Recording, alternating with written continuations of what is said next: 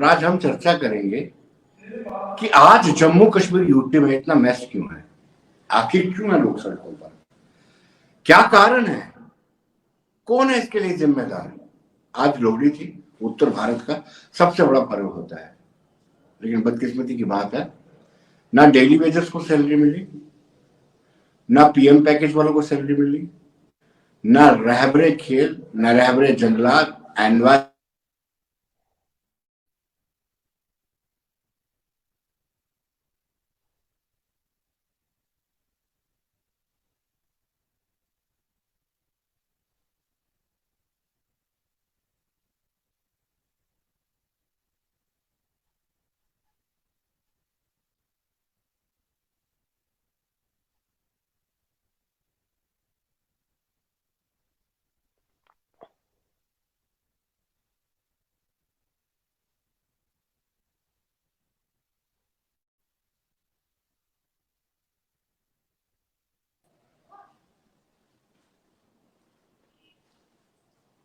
Ji Sahil ji, what do you think, हाँ जी sir. जी, जो मैस सिर्फ एक ही पार्टी कौन जिम्मेदार है? रिस्पॉन्सिबल, सिर्फ और सिर्फ भाजपा जिम्मेदार है। विनोद जी, ये बताने की जरूरत नहीं है कि पिछले 8 सालों से कौन पार्टी जो है वो सेंटर में भी गवर्नमेंट में है और कौन जो पार्टी है जिसने जम्मू कश्मीर की सत्ता में को भी संभाला हुआ है। सिर्फ अगर जम्मू कश्मीर के अंदर आज हालात के लिए कोई जिम्मेदार है तो उस एक पार्टी का नाम भारतीय जनता पार्टी है।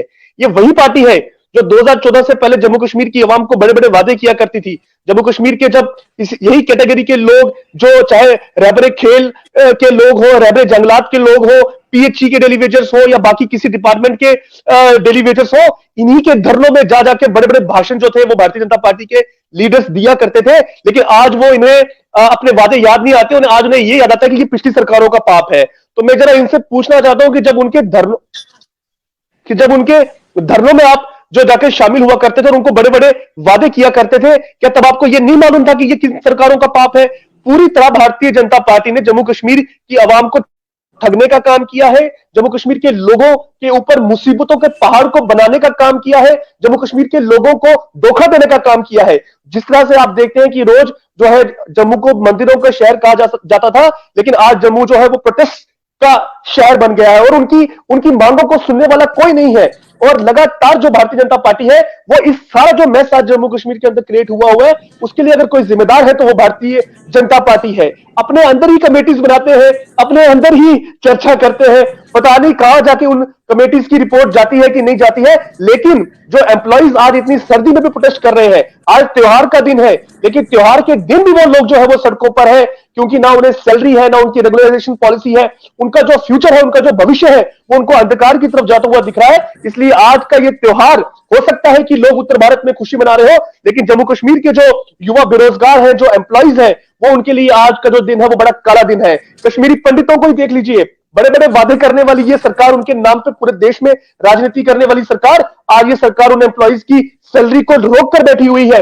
आज ये सरकार जो है उनको प्रताड़ित करने का काम कर रही है। बड़े बड़े दावे करने वाली सरकार आज उनको कश्मीर के अंदर सुरक्षा देने में विफल हो चुकी है। इसको पूरा जम्मू कश्मीर देख रहा है। और आप ही के सवाल का जवाब देते हुए कहता हूं विनोद जी कि इस सारे मैस के लिए अगर कोई जिम्मेदार है तो वो भारतीय जनता पार्टी जिम्मेदार है।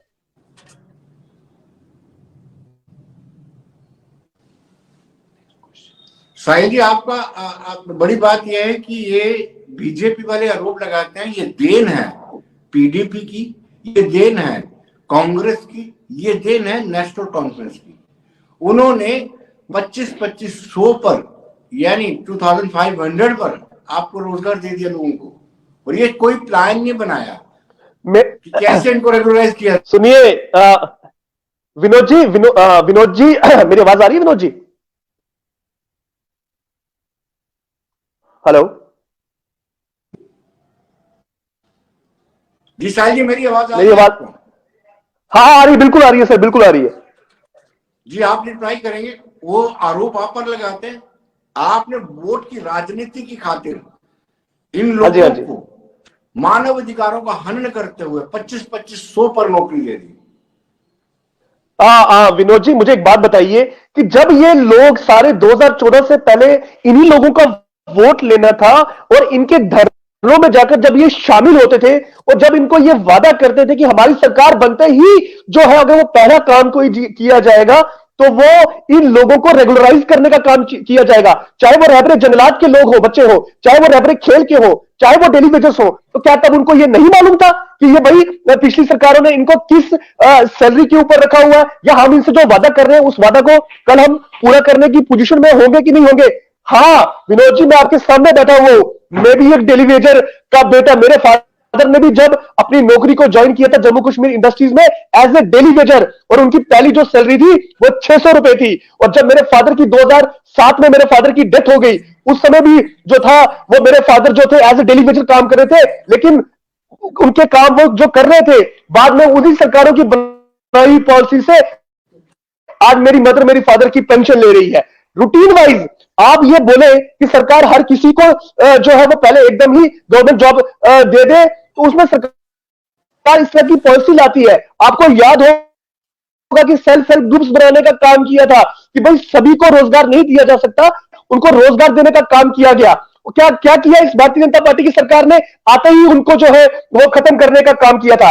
इसी तरह से ये लगातार टाइमली लोगों को लगाया जाता था। 10 साल 15 साल के बाद उनका जो पिछले का पूरा जो एक पीरियड होता था उसकी समीक्षा होती थी और उस आधार पर जो सरकारें हैं उनको रेगुलाइज किया करती थी। कई केसेस ऐसे हैं, मैं आपके सामने बैठा हुआ हूं, मेरे फादर ऐसे डेली वेजर लगे, लेकिन आज मेरी जो मदर है, मेरे फादर जो डेली वेजर जिन्होंने जम्मू कश्मीर इंडस्ट्री में अपनी नौकरी की शुरुआत की थी, उसकी पेंशन लेती है। लेकिन आज इस सरकार के पास बताने के लिए कुछ नहीं है। ये वेलफेयर स्टेट नहीं है, ये डिक्टेटोरियल स्टेट जो है वो पूरे हिंदुस्तान को बनाना चाहती है। वादे वही करने चाहिए विनोद जी जिन वादों को पूरा करने का आपके अंदर दम हो। अगर आप उन वादों को पूरा नहीं कर सकते तो आवाम से कभी जो है वो झूठ नहीं बोलना चाहिए। मैं आपको बताना चाहता हूं कि अभी हिमाचल के अंदर जो है चुनाव हुआ, मेरी सरकार ने, मेरी कांग्रेस पार्टी की सरकार ने वहां के कर्मचारियों को यह वादा किया था कि पहली जो कैबिनेट होगी हम ओल्ड पेंशन स्कीम को लागू करेंगे हिमाचल के अंदर। और आज मैं डंके की चोट पर खुशी से जाहिर करते हुए यह बात कह रहा हूं कि कांग्रेस की सरकार ने हिमाचल के अंदर ओल्ड पेंशन स्कीम को लागू कर दिया है। इसलिए वादे वही करें जिन वादों को पूरा करने की आपके अंदर हिम्मत है। आज जो डेली वेजर्स है वो लाठी खा रहा है, आज जो डेली वेजर है वो सड़कों पर है, आज जो डेली वेजर है इतने सालों की नौकरी के बाद भी अपने हक और अधिकारों की लड़ाई लड़ रहा है। इसका जवाब भारतीय जनता पार्टी को देना पड़ेगा कि जब आपने 2014 से पहले उनको वादा किया था, आज उन वादों का क्या है। अपने वादे जो है इन लोगों को याद करने चाहिए। और कब तक जो है पिछली सरकारों का रोना रोगे, छाती ठोक कर कहिए कि हाँ हमने डेली वेजेस के साथ वादा किया था और हम इन वादों को पूरा करेंगे। ये कमेटी वमेटी बनाने से कुछ नहीं होगा। जो डेली वेजेस का अधिकार है वो अधिकार उनके सामने रखिए और कहिए कि हम आपसे वादा करके गए थे और इन अधिकारों को हम आपको देते हैं। मैं साहिल जी आपको एक बताऊं बात, या हमारे साथ पैनलिस्ट जो जुड़े हैं, धीरज सलारिया जी जुड़े हैं जो रहबरे खेल से ताल्लुक रखते हैं, उसको लीड कर रहे हैं। राजेंद्र ताज जी हैं, वो अक्सर हम कोशिश करते हैं सबको जस्टिस मिले।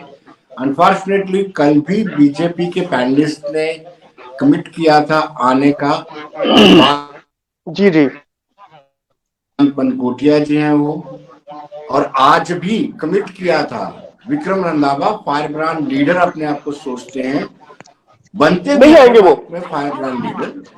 उन्होंने भी लास्ट मोमेंट पे आने के बाद जब पैनल में सब लोगों को देखा तो उन्होंने स्विच ऑफ कर दिया। बड़ा दुर्भाग्य की बात है। मुझे लगता है विनोद जी वही एक लीडर फेस कर सकता है। जी साहिल जी विनोद जी उनके अंदर हिम्मत नहीं है कि वो धीरज सलारिया के सवालों का जवाब दे सके। उनके अंदर हिम्मत नहीं है कि वो राजेंद्र सिंह ताज को उसके सवालों के साथ फेस कर सके, क्योंकि इन्हीं लोगों ने, ये जो भारतीय जनता पार्टी के नेता है, इन्होंने इन्हीं लोगों के साथ